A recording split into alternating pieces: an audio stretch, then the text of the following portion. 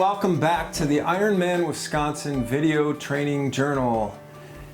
I know I've been gone for a little bit, but sometimes in training you're up and down, and blogging you know is the same thing. So anyway, today I thought I'd talk a little bit about pain, specifically training through pain and training with pain in the race.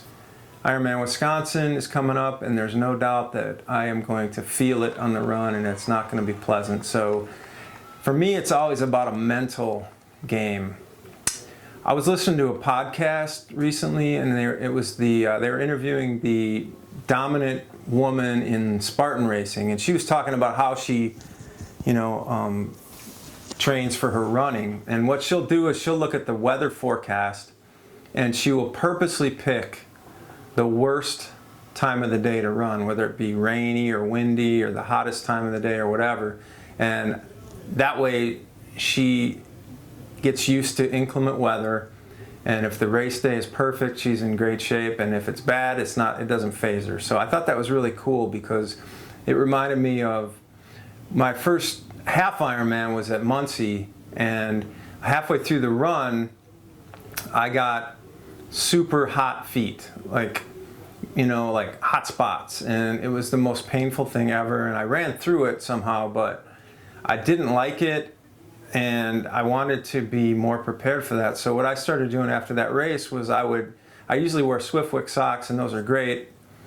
I know it was a combination of shoe, or I don't know what it was that day, and I'm not blaming Swiftwick at all, but afterwards I started running in like these Timberland hiking socks, which are real thick and more cotton, and within about a mile or so of running in those in 90-degree weather, your feet are just burning up. But so I spent a lot of time trying to get past that pain in my training, and I think it really helped me out a lot, because if you can get used to stuff that's going to bother you in the race during your training runs,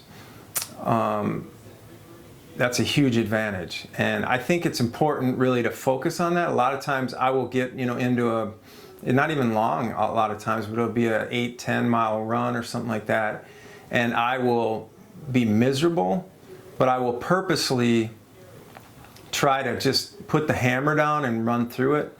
Not sprint or anything, but I will focus on really pushing it like I'm getting to the finish line, and I'll remember that pain.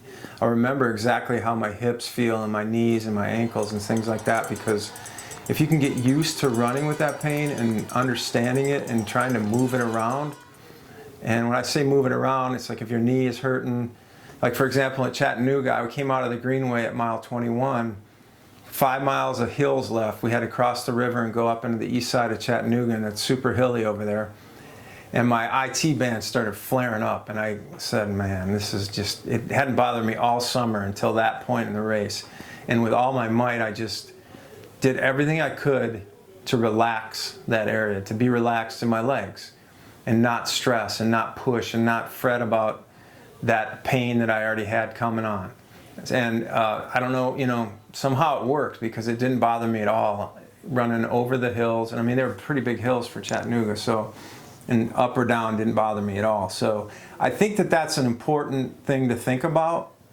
It is for me, because I always say that the best way to get your fastest Ironman time is just to keep running during the marathon instead of walking for a mile here and there, because you get in a bad habit, and normally your pain isn't severe. It may be severe, but it may not be dangerous to your health or anything like that. So practice that during training, and that's exactly what I'm going to be doing here over the next 6 months, recognizing pain and training through it.